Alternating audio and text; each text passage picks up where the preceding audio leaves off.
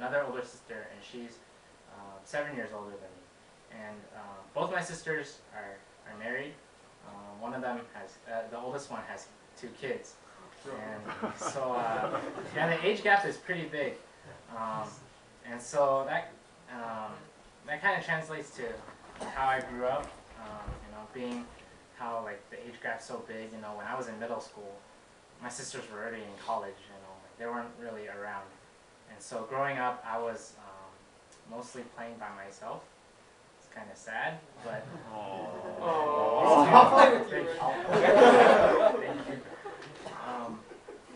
but yeah, I mean, it's all right. I grew up fine, and You're fine, Rick. yeah. So talk about my mom. My mom, she's a housewife, and she does chores and stuff. And while she's not doing chores, she's taking care of the paperwork and all the bills and stuff. So she was mainly busy. So I didn't really have many opportunities with her. But whenever we do have opportunities, we talk and stuff. And yeah. But for tonight, I'm going to mainly focus on just my relationship with my dad. So my dad, my dad's not a Christian. All my other family members are Christian. But what my dad does, he's a contractor, and he works during the day, and when he comes home at night, he sits down, reads the newspaper, Singtao Daily, maybe you know what that is, and he watches sports, and he does whatever work that he has left to do. There was really little interaction between me and my dad, really little communication. But you know how kind of like Chinese parents, the way they are, they kind of want to impose on you, or like they want their kids to have what they didn't have as a child. And they want to have the best for their child. And so for my dad, I think one of the main things he was really into was just me being healthy and being physically just active and things like that. And I think that attributes to just the way he was grown up, his background. My dad he grew up in China. He grew up very poor. He grew up without a dad as well. And so like whenever we eat dinner, or things like that, he'd be very thankful for food and things like that. And so I think that had an impact on him. And so he kind of wants that for me, is that he wants me to be healthy as well. And I mean nowadays, or back then, I didn't really value it as much. Back then I was a rebellious teenager, sort of, and I was pretty prideful, and I'd always want to do things my own way. I didn't really want to listen to my dad. And so let me give you examples of just things that my dad wanted me to do. One of them is play basketball with him. And that's pretty cool, right? I mean, having a dad that plays basketball with you. I mean, my dad's pretty old. He's like, he's pretty old, but he still plays basketball. My dad is 70 years old right now, but he still plays basketball. He goes to the middle school down at where we live, and he plays basketball every day. And all the kids know him. And they call him Mr. Wong, Mr. Wong, and but anyways, back to the point. Like my dad, he would always ask me to go play basketball with him. And, in the beginning, I was like, okay, sure, I play basketball. But then, some days I don't want to play.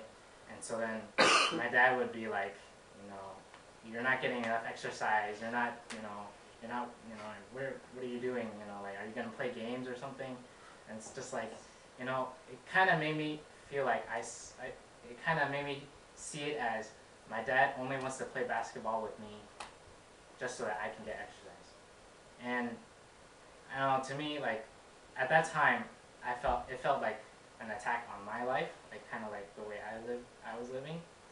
But I think also it kind of translates to a little bit of my own pride. Um, and my dad has a good point. It's good to be health healthy and active and running around and things like that. But at the time, I didn't really value it as much, and so there was really a mismatch of values in that. Also on topic of health, like just I at that time I liked playing video games. I mean, how many of you guys like playing video games when you were a kid? All the hands. There's some girls. Okay, yeah. So I really like playing video games, and just to show you a story, or tell you a story.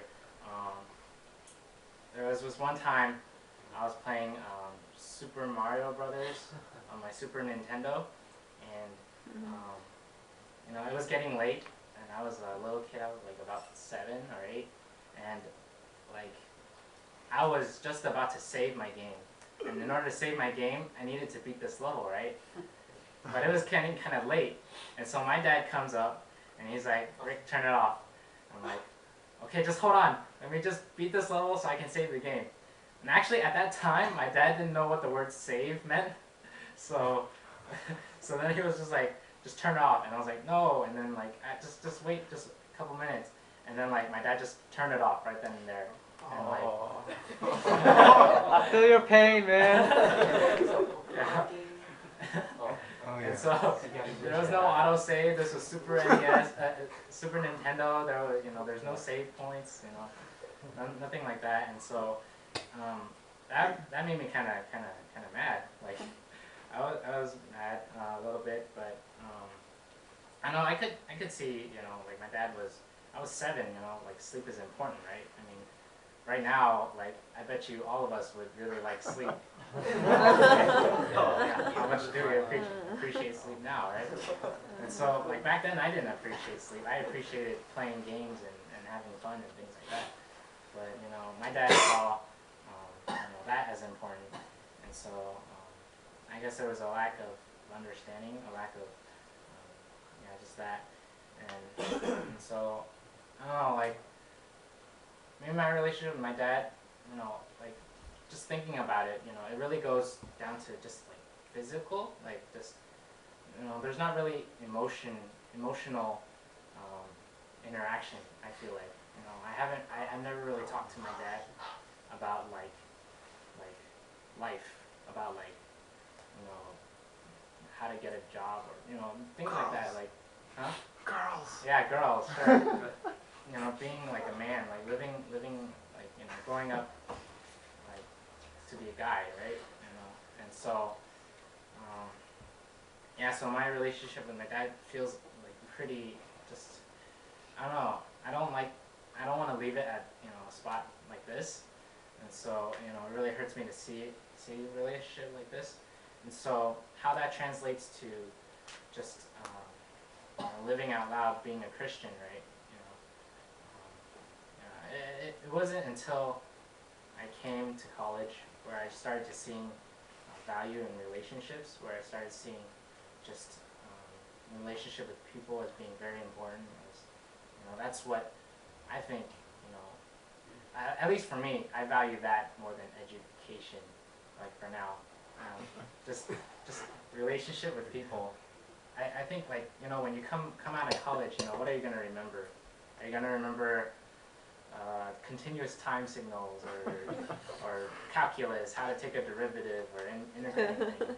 Or are you gonna remember the people that you bonded with and people that you hung out with and people that you've lived with, right?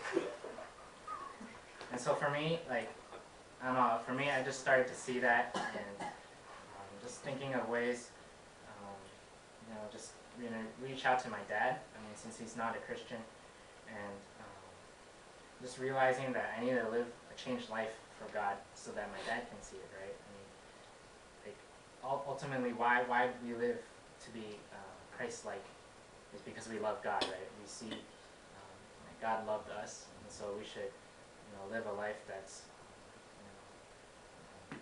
reflective of